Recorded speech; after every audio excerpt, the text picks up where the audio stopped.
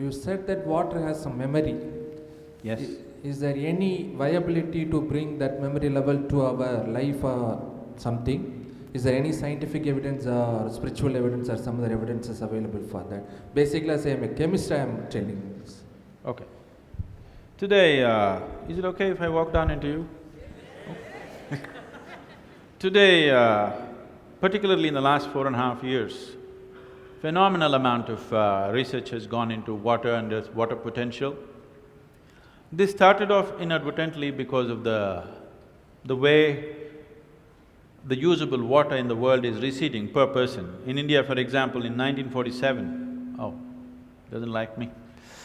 In 1947, how much water an average Indian had, potable water? Today, we have only 20% of that. They say by 2025, we'll have only 7% of what we had in 1947 per person. Per capita water, only that much will be available. So because of this, lot of research has gone into water. It went mostly from this line, but slowly they went deeper and deeper into this, and they find, which you must be, being a chemist, you must be very much aware of this, without changing the chemical composition of the water, you can rearrange the molecular arrangement in such a way that the water will behave completely in a different way than the way it does. To such an extent, it's sensitive to this extent that if I take a glass of water in my hand and just look at it in a certain way and give it to you, well-being will come to you. If I look at it another way and give it to you, you will fall sick tonight. This is no more superstition, this is science. I'll tell you an incident that happened.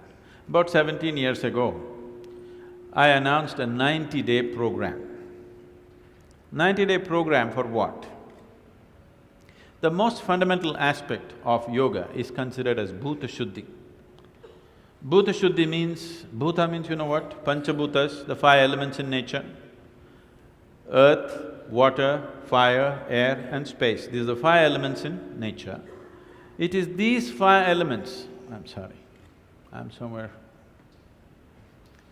It is these five elements which is the basic components which make this body, which made this planet, which has made the whole universe, isn't it?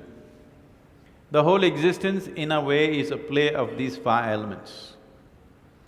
So Bhuta Shuddhi is about cleansing these five elements within the system.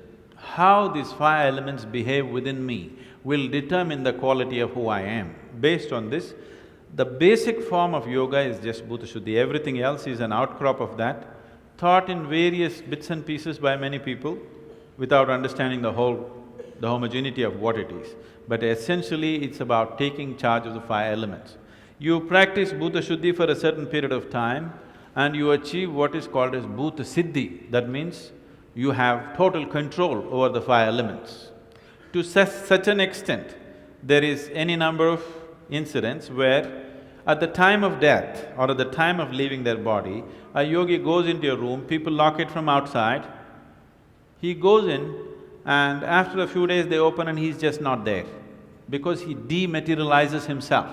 He doesn't want to trouble you with a funeral, he doesn't want anybody to carry him to the grave, he just dematerializes his own system. 17 years ago, I announced one program for the first time, 90-day program. Why 90 days is, approximately between 40 to 48 days, the system goes through a certain cycle on the elemental level.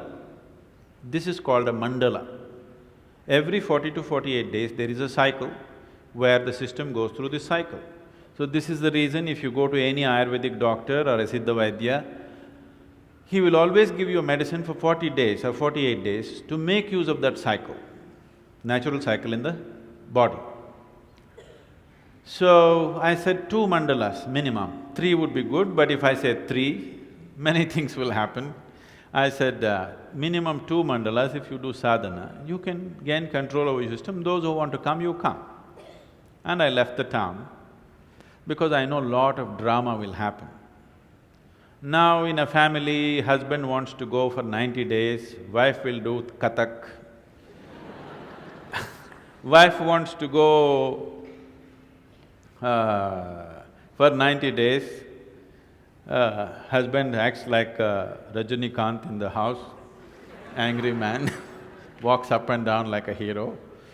So many things, drama will happen, so I don't want to be there. I said, those who want to come, you come, it's up to you. So after that I came back, to a particular family that I know well. It's a normal part of our hospitality. When somebody comes home, first thing is you bring water. So this lady in the house brought water for me, and she's like Kali suddenly, not just Kathak, she's like Kali. I looked at her, she's a nice lady, today she's in the Kali form. So I looked at her and she offered water to me and I said, Amma, I don't need this water, I don't need to drink this water. You're like Kali right now, I don't need Kali's prasadam right now, I'm fine. She said, why, will I poison it? I said, no, you don't have to poison it, it's already done. Then I told her, you take a sip from this glass. She took a sip from the glass. Then I said, give me the glass to me. I held it in my hands for 2 minutes and I just gave it to her. You drink it now. She drank one sip and burst into tears and started crying. She said, it's sweet. I said, that's all the difference it is. Now, your body is over 70% water. If the water in this system behaves in a sweet manner, will you be at least 70% sweet? If the air and earth behaves sweetly within you, will you be at least 90% sweet? Space is never bothering anybody, isn't it? So, the essential science of yoga is about bhuta shuddhi, taking charge of the elements within the system. Once you have control over the elements in the system, you can also influence the elements around you. Essentially, your whole work with life, your whole work in the world is just with the elements always, in a very basic form, isn't it? So if you have certain mastery over this, you will… what you want, you don't even have to think about it. Your intention, you don't have to generate a thought. Just before you intend, that is how life will work out for you. So success is not an uphill task. If you raise this to a higher place, if you raise this to the highest place it can reach, then everything is downhill. Downhill you can run easily or uphill you can run easily. Definitely downhill, isn't it?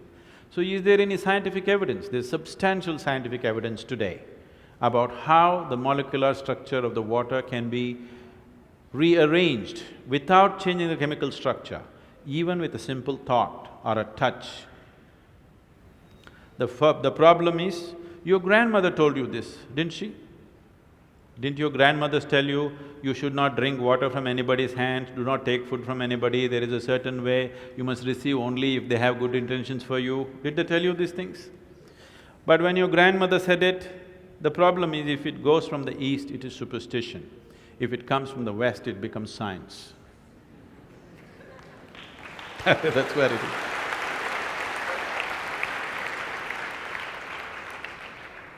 That has to change. Your generation of people, that's your responsibility to change that. That even if it goes from the east, if it is science, it's science.